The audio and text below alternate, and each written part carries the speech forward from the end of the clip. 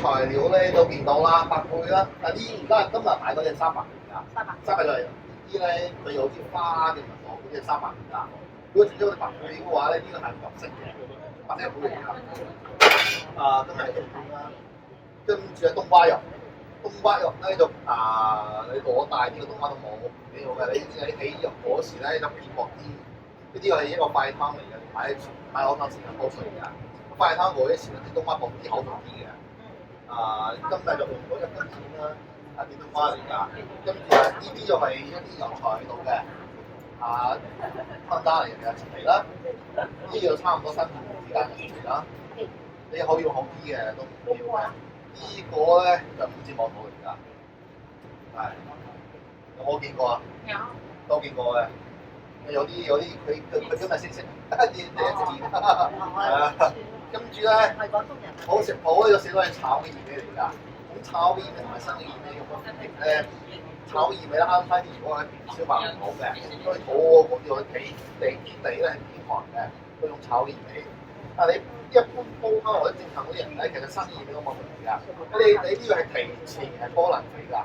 今日啲薏米啲火候有啲未到嘅時間唔夠，係啊，有啲暗係因為燉燜會好啲嘅。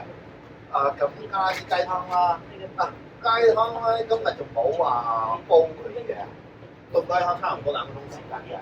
我買咗啲燒雲嗰啲雞湯嚟㗎，現成嗰啲雞湯嚟㗎。你慳啲功夫好用㗎，冇問題㗎。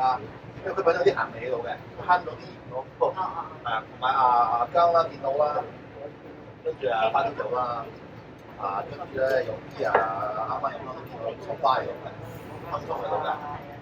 咁做法咧就留意翻咧啲貝殼咧，你可能買翻嚟嗰時係有啲沙喺度嘅。咁如果個人你唔中意嗰啲沙嗰啲口感嘅話咧，又俾啲時間加啲油加啲鹽水啦，同埋浸下啲凍水嘅。就吐啲沙出嚟，呢個就差唔多浸好似1個鐘咁樣嘅。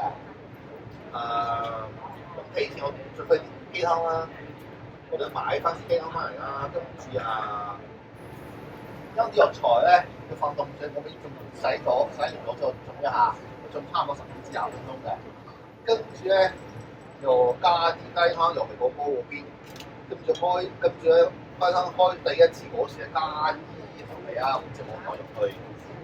跟住就差唔多咧，再開嗰啲時就可以加啲冬瓜肉，跟住一齊煲埋15分鐘咁上下。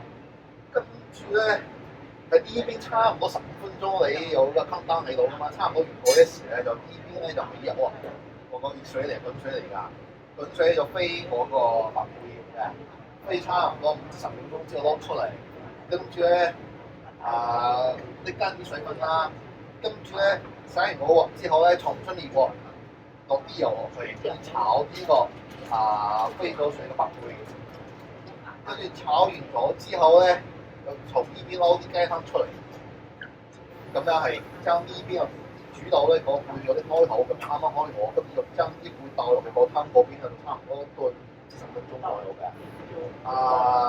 喺最好嗰一時咧，可以試下嗰啲味係鹹唔鹹嘅。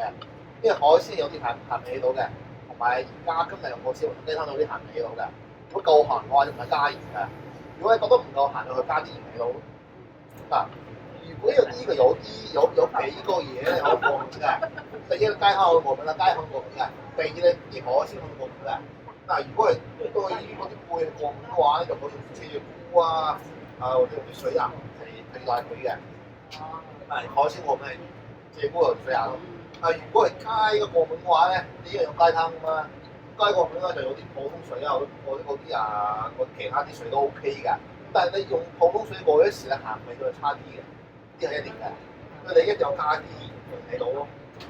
咁如果你話唔得喎，啲薏米可能真係有啲反應啦，或者係抱住個 BB 其實唔啱食薏米嘅。咁可以用啲淮山去代替嘅，新鮮嘅淮山代替咯。你作為煮咗係咁樣啦。咁出嚟更好口。好，好，多謝，入去，係啦，入去。